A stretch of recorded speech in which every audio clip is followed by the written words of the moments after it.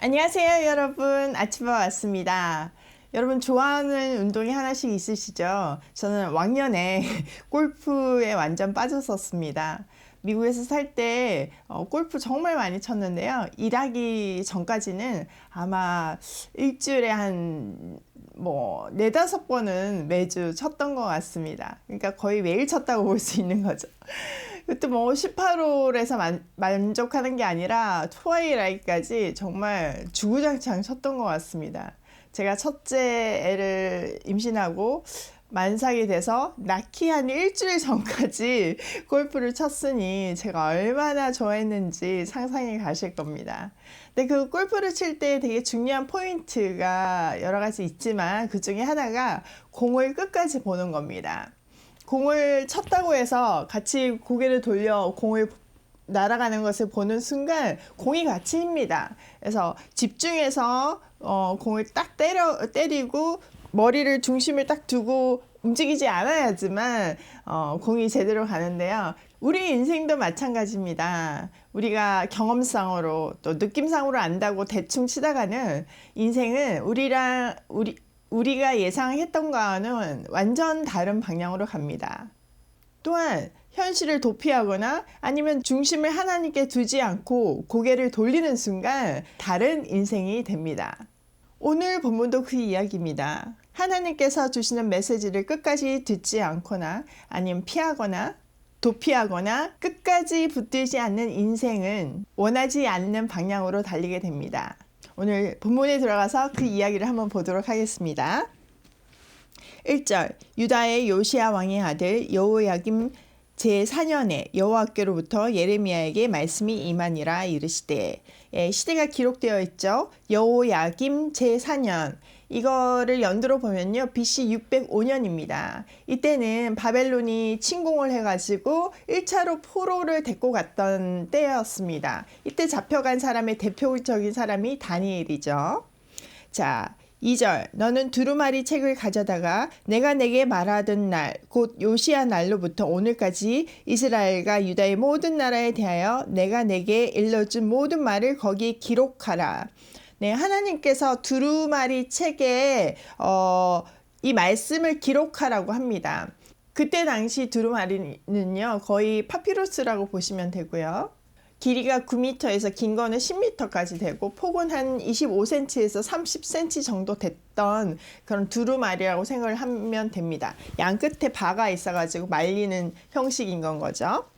3절 유다 가문이 내가 그들에게 내리려 한 모든 재난을 듣고 각기 악한 길에서 돌이키리니 그리하면 내가 그 악과 죄를 용서하리라 하시니라. 이 두루마리를 기록하라고 하신 목적이 적혀 있습니다. 하나님께서는 심판을 주시고 싶지 않은 건 거예요. 사랑하는 백성이 돌아오기만 하면, 회개하기만 하면 그들에게 축복을 주고 싶으신 건 거죠. 그래서 지금이라도 이 메시지를 듣고 돌아오게 해서 심판을 멈추게 하는 것이 이 두루마리의 목적이었습니다.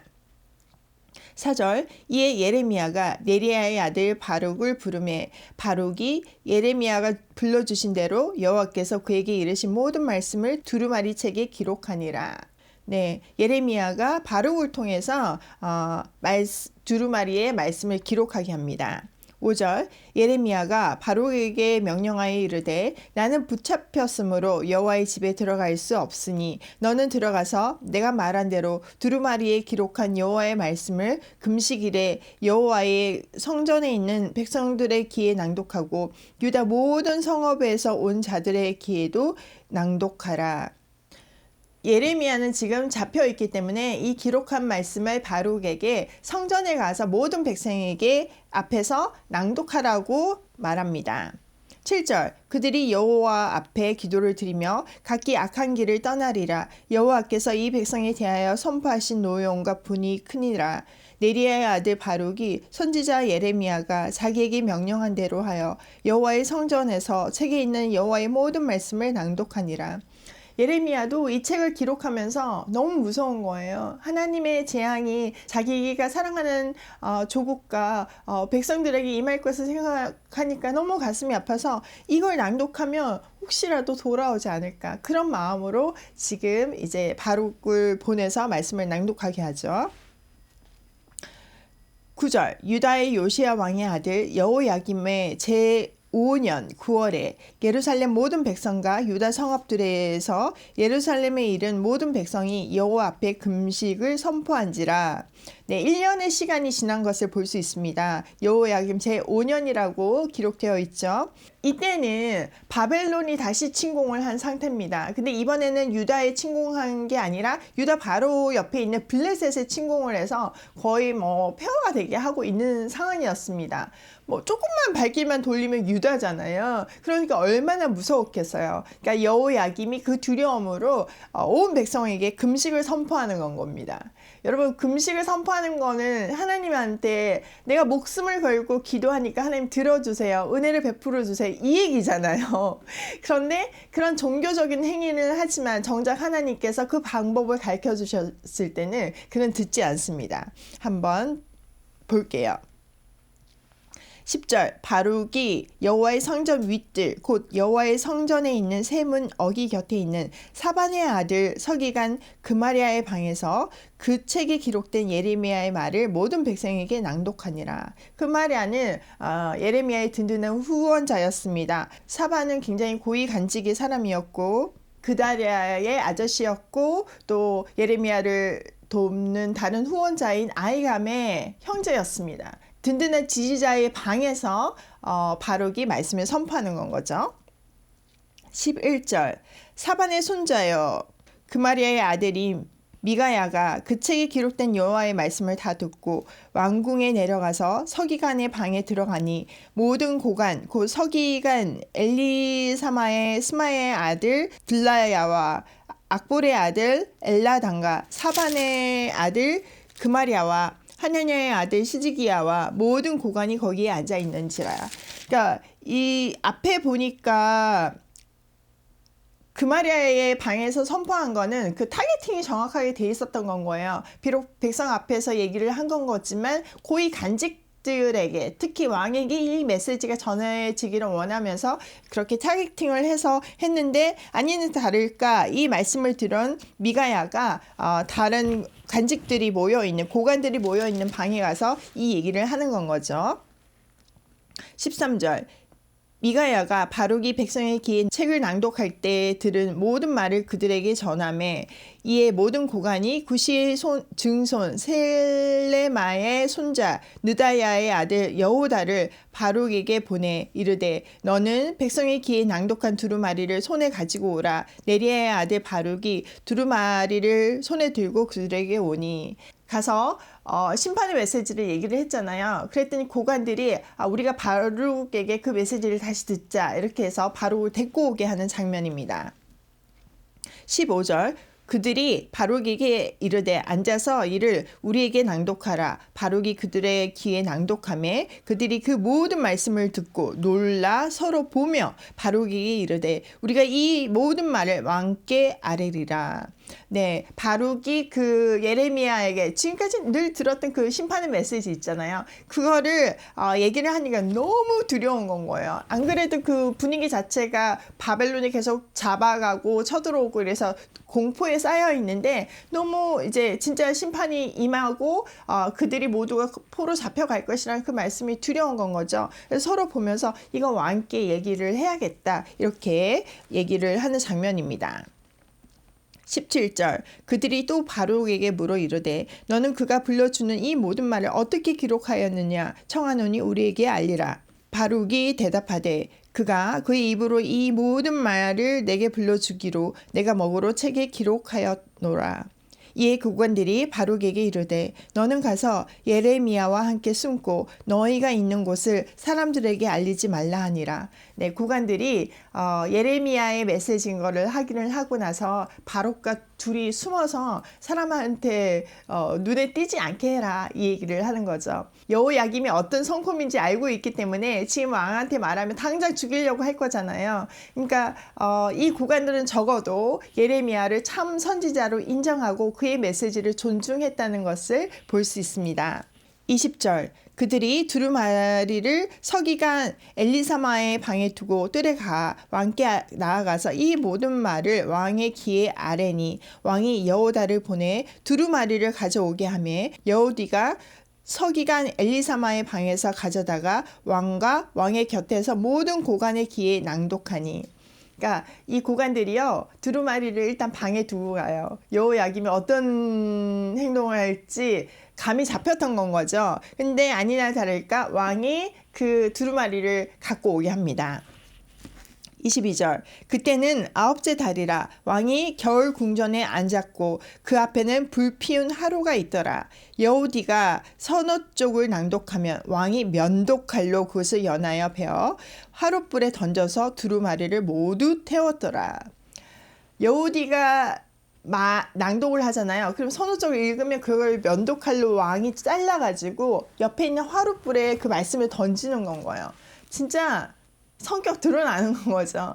근데 중요한 것은 여러분, 하나님 말씀은 선포됐잖아요. 근데 그 기록한 종이를 없앤다고 그 말씀이 사라지지 않는데 그냥 현실을 도피하고 싶었던 거죠. 인정하고 싶지 않았던 건 거죠.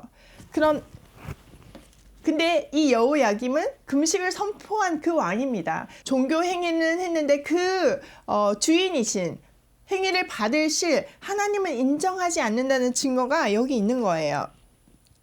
24절. 왕과 그의 신하들이 이 모든 말을 듣고도 두려워하거나 자기들의 옷을 찢지 아니하였고 엘라단과 들리아와 그마리아가 왕께 두루마리를 불사르지 말도록 아뢰어도 왕이 듣지 아니하였으므로 왕의 아들 여람무엘과 이스라엘의 아들 스라야와 압디엘의 아들 슬레마에게 명령하여 서기관 바룩과 선지자 예레미야를 잡으라 하였으나 여호와께서 그들을 숨기셨더라. 이 말씀을 하나님께서 주신 목적은 이 심판의 메시지가 사람들의 마음에 떨어졌을 때, 그들이 그때서라도 회개했을 때 심판을 멈추고 싶었던 건 거죠. 근데 왕과 신하들은 마음을 찢지도 않았고 회개하지도 않았고 오히려 그것을 찢어서 버렸습니다. 옆에서 신실한 고관들이 그렇게 불태우면 안 된다고 아무리 말려도 듣지 않은 건 거죠. 그리고 그들이 상상했던 대로 지금 당장 예레미야를 잡아들이라고 명령을 합니다. 죽이려고 했던 거예요. 그런데 하나님께서 그들을 숨기셨습니다. 절대로 찾을 수가 없는 거죠. 자, 27절. 왕이 두루마리와 바룩이 여호와의 입을 통해 기록한 말씀을 불사른 후에 여호와의 말씀이 예레미야에게 임하니라. 이르시되 너는 다시 다른 두루마리를 가지고 유다의 여호야김 왕이 불사른 첫 두루마리의 모든 말을 기록하고. 불사른 후에 하나님의 말씀이 다시 예레미야에 임해서 다시 그 말씀을 기록하라고 합니다. 자, 29절. 또 유다의 여호야김 왕에 대하여 이와 같이 말하기를, 여호와의 말씀에 내가 이 두루마리를 불사르며 말하기를, 내가 어찌하여 바벨론 왕이 반드시 와서 이 땅을 멸하고 사람과 짐승을 이 땅에 없어지게 하리라 하는 말을 이 두루마리에 기록하였느냐 하도다. 그러면서 이제 여호야김에 대해서 메시지를 더하시는데요. 여호야김이 두루마리의 말씀을 믿지 않고 그 반항했던 그거를 기록하고 있는 거죠. 30절. 그러므로 여호와께서 유다의 왕 여호야김에 대하여 이와 같이 말씀하시니라. 그에게 다윗의 왕위에 앉을 자가 없게 될 것이요 그의 시체는 버림을 당하여 낮에는 더위 밤에는 추위를 당하리라. 하나님께서 그 메시지를 찢어버린 여호야김 왕에게 어떤 종말을 맞이하게 될 것인지에 대해서 덧붙여서 기록하라고 하십니다. 그는 어떻게 된대요? 다윗의 족보로 왕들이 이어지고 있잖아요. 그런데 이 여호야김의 가문으로는 여기서 끝이 난다는 겁니다. 실제로 여호야김의 아들 여호야긴이 왕이 됐지만 3개월 만에 바벨론에 의해서 폐위가 됐고 그의 숙부인 시드기야가 왕이 됐잖아요. 여호야김의 왕위는 이제 거기서 끝이 나는 걸로 성취가 됩니다. 그리고 그의 시체가 이제 버려질 것이라고 얘기를 했는데요. 이거는 조금의 차이가 있습니다. 전승에 의하면 그는 계속 친애굽 정책을 했잖아요. 바벨론에 계속 쳐들어오는데 친애굽 정책을 하니까 백성들이 너무 무서워서 진짜로 이제 바벨론이 쳐들어왔을 때 그 내부에서 그를 죽였다는 역사책들에 기록되어 있습니다. 그리고 그의 시체는 버려지지는 않았지만 어쨌든 묻어지기는 했거든요. 근데 여기는 버려졌다고 그랬잖아요. 또 한편으로는 보면요, 그의 시체가 뭐 흙은 덮였을지 모르지만 모든 백성에게 버림을 받았으니까 성취되었다고도 볼 수 있는 건 거죠. 자, 31절. 또 내가 그와 그의 자손과 신하들을 그들의 죄악으로 말미암아 벌할 것이라. 내가 일찍이 그들과 예루살렘 주민과 유다 사람에게 그 모든 재난을 내리리라 선포하였으나 그들이 듣지 아니하였느니라. 이에 예레미야가 다른 두루마리를 가져다가 네리야의 아들 서기관 바록에게 주매 그가 유다의 여호야김 왕이 불사른 책에 모든 말을 예레미야가 전하는 대로 기록하고 그 외에도 그 같은 말을 많이 더하였더라. 네, 그러니까 여호야김뿐만 아니라 그의 신하들도 듣지 않았잖아요. 그래서 그들도 그 재난에서 피할 수 없을 것이라는 것을 말씀하시고 이미 불사른 그 모든 내용에 더하여서 지금 이 나머지 사람들에 대한 심판의 내용이 기록되었다, 이렇게 하면서 마무리가 되고 있는 거죠. 하나님의 말씀은 신실하게 이루어집니다. 우리가 복된 인생을 살 수 있는 유일한 방법은 그 말씀을 끝까지 붙잡는 것밖에 없습니다. 우리 중심을 하나님께 두고 어떤 상황에도 고개를 돌리지 않고 말씀에 고정시키고 살아야 하는 것입니다. 말씀이 마음에 안 든다고 거부하거나 피한다고 해서 말씀이 성취되지 않는 것이 아닙니다. 오히려 그 말씀을 거부했을 때 여호야김처럼 심판이 더해져서 더 슬픈 인생을 살 수밖에 없습니다. 오늘도 말씀이 생명임을 다시 한번 깨닫고 시선을 예수 그리스도께 고정시키고 고고싱입니다.